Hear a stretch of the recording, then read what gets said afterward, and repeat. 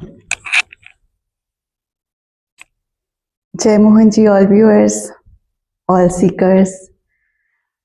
We are reading book I Am Mohanji, and we are on chapter 3, which is titled A Journey of Purification, where we have seen how the negative mental traits like fear, anxiety, insecurities started dropping off one by one, and I started becoming more purer and lighter and lighter. So in continuation with that, we are going to now see next how the desires got dropped off, gratitude got imbibed, self-pity, concepts, phobias, notions, prejudices all got dropped off, complaints about things got dropped off. Then follows a story of Ganesha. So we will start reading. Desires.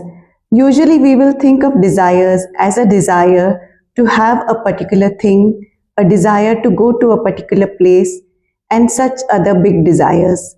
But desires are there even at thought levels. Like when we are having an argument with something, we have a thrust of desire to hurt the person back, or a desire to strongly position ourselves to kind of get a better hand over the other. These kinds of thoughts are also desires. I understood this following the teachings of our beloved Master Mohanji. In a spiritual journey, our goal is to get to a no desire state. I am now working hard to stay alert and watchful of my thoughts, recognize them as desires, and make a compulsive effort to get them under control. In one of the parables shared by Mohanji, he talks about the snakes who have venom in them as part of self-protection. But when the snake understands he is fully protected and has full trust and complete surrender, it will not use the venom. Then that venom will get saturated to become like a diamond. We need to recognize the desire patterns in us about hurting someone as comparable to venom. We must practice avoid spitting it out. I believe that a regular practice will one day bring me to the no desire state. With regard to the desires related to material things, I will just like to share a simple approach that I have adopted. When I find a desire related to a particular thing sprouting in me, I consciously try to become aware of it and then ask a simple question to myself. Hey, this thing or Mohanji, choose. The desires drop off automatically. Gratitude. That's the next subtitle. Mohanji says gratitude is the best prayer. Gratitude brings grace. This has worked as a great remedy to come out of negative thoughts.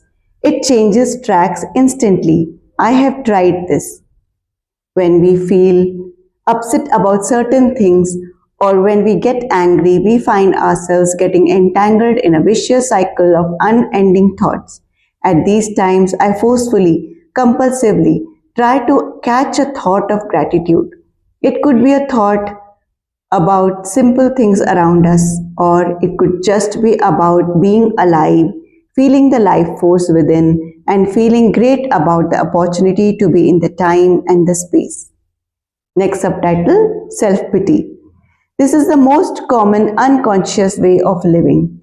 We have developed strong patterns to feel pity for our own selves all the time. We may not even want to, but out of habit, we slip into it. So when we feel that the burden of the world rests on our shoulders and thoughts like poor me or helpless me bring their heads up, we should be able to recognize that it's the pattern at work and consciously try and come out of it. The next subtitle is Concepts, Phobias, Notions and Prejudices. Mohanji's strong assurance, I am with you, big and bold, has done wonders to break through all the concepts, notions, phobias and prejudices that we have bound ourselves with. I am facing the world with so much confidence now.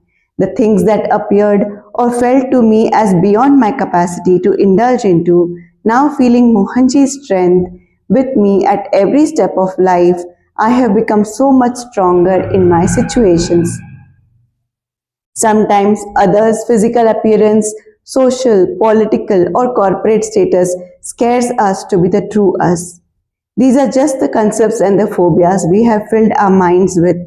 I am able to slowly relate to these concepts, phobias, notions, and prejudices as ropes, not snakes. Ropes and snakes are bold and in inverted commas. The visible may appear to us as mighty as it can be, but the truth is, however mighty, without the subtle energy operating within, it falls down to null. Hence, our connection should always be with the subtle. I have been fearful of animals and would never get close to them, especially dogs. But not anymore. They don't look fearful to me now. I am going very close and feeding the dogs and the cows without any fear. This is because I truly believe and feel Mohanji is with me. At the same time, I also try to make connections with the Mohanji in the other being. Next subtitle is Complaints. This is a nice funny story. I needed to book an auto rickshaw to go out for some work. As we all believe, all the hours of the day are rush hours for us, and we do not practice, or rather we don't understand patience at all. We had recently made the move from America back to India, so I didn't have the apps to book the cab rides sitting ready on my phone.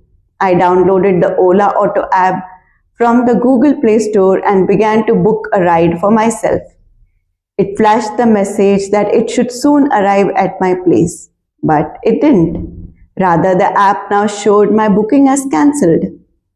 I repeated the entire process and the app repeated the entire similar process back to me. I was going through this feeling of my precious time being wasted. Being connected to Mohanji, the intensity of frustration was not as much, but at the same time, I was not completely free of it as yet. I now thought of trying another app, which is Uber. This app was already installed on my phone, but with the credentials of my identity associated with America. I had to uninstall it and reinstall it with my new credentials of my new identity associated with Bharat, India. I had once again got engaged in a time-consuming activity. I felt relieved to see it get installed without adding any more troubles. I booked the auto rickshaw. This time it was successful.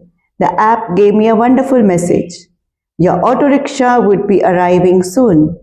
Driver name? Mohan. Ha ha ha. Amazing, isn't it? Frustrations, complaints disappeared. If Mohan is coming himself, then let the process of bookings or the cancellations keep happening all through life. I have no complaints. I am undoubtedly sure that this was Mohanji's Leela, his cute way to make me learn my lesson. This example teaches us we should always be in the presence as it is. No resistance, no complaining. It is meant to happen that way. All situations are created by us and have connecting threads to our karmas of lifetimes. Every time, place, space, junction is offering us a unique experience. Our mind, bothered by worries, fails to be in the experience and gets into a mode of complaints and frustrations. Everything is consciousness. It's Mohan, nothing other than that. I am now being more and more with the consciousness. When we are deeply connected with masters, masters have these unique kinds of ways not only to bring us back on track, but through these ways they make us aware of their priceless presence and make us feel loved.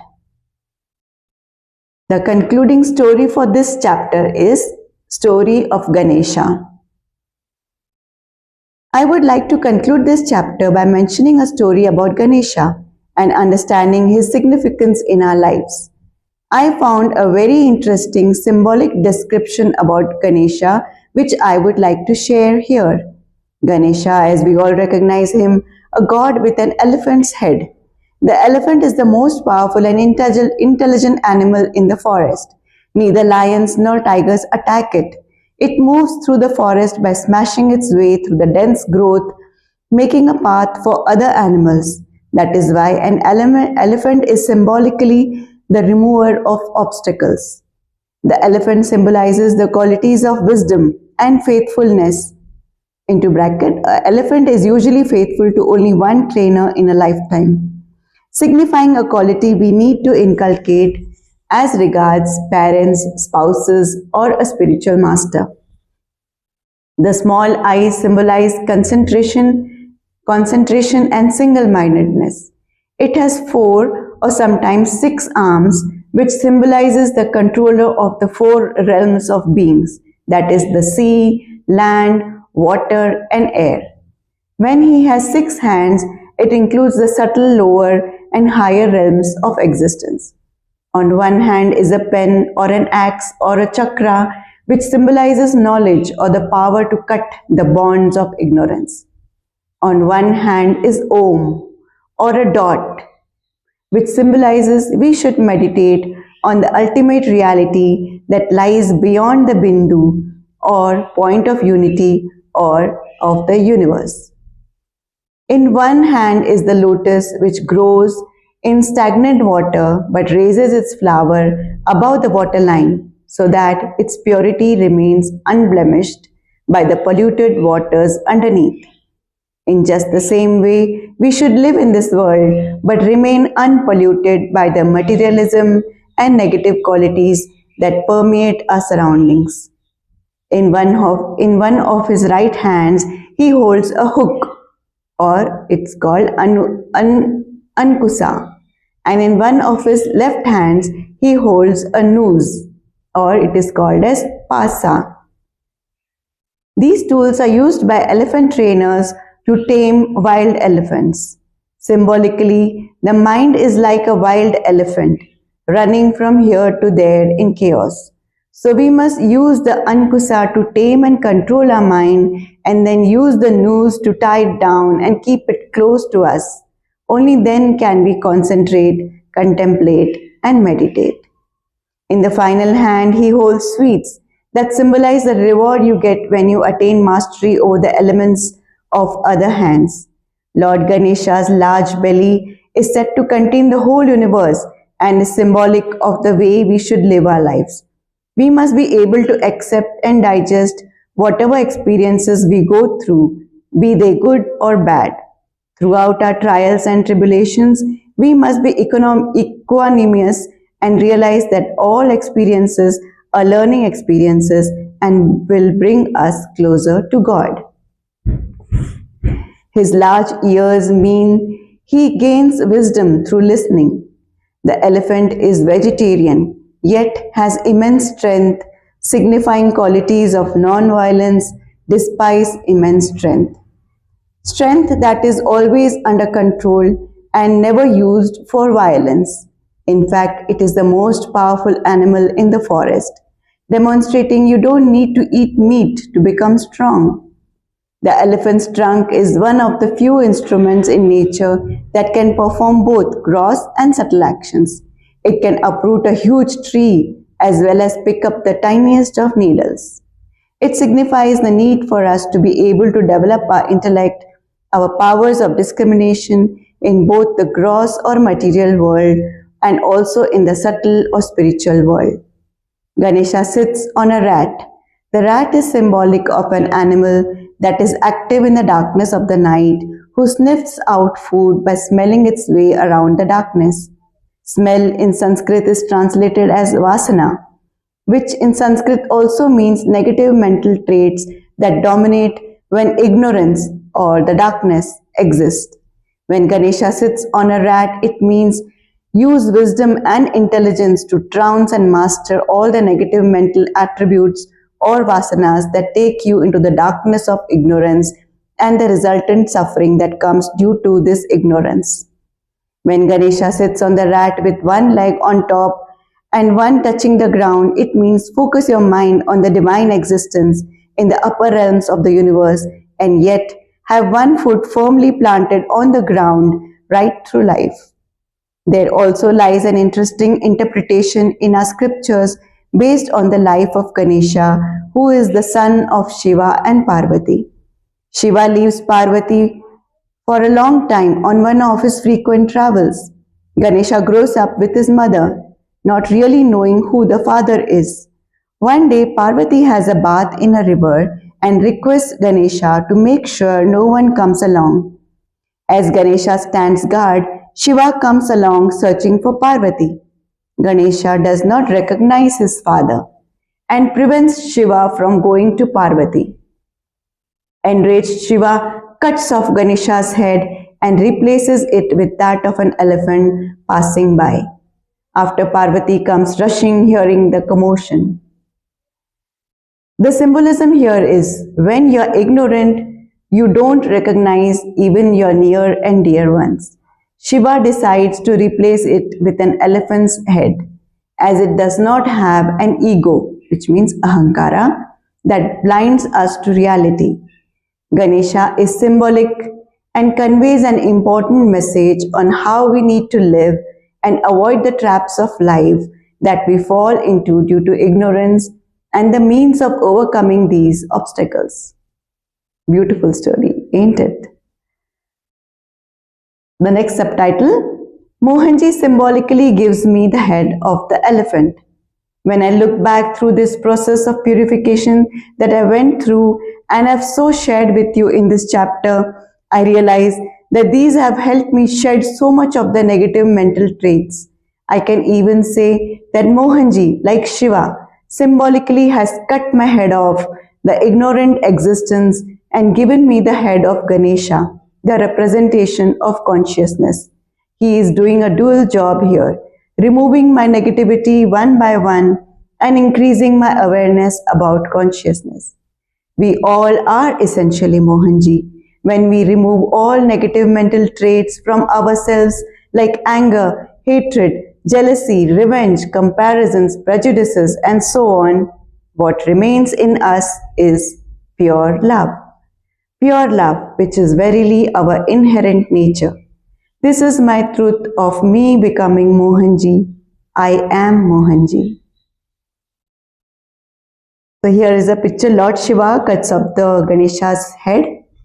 You can see it in 4 portions. Shiva is cutting Ganesha's head. Parvati sobs. Shiva finds an elephant's head, puts it on Ganesha's body, and a deity is born, Lord Ganesha.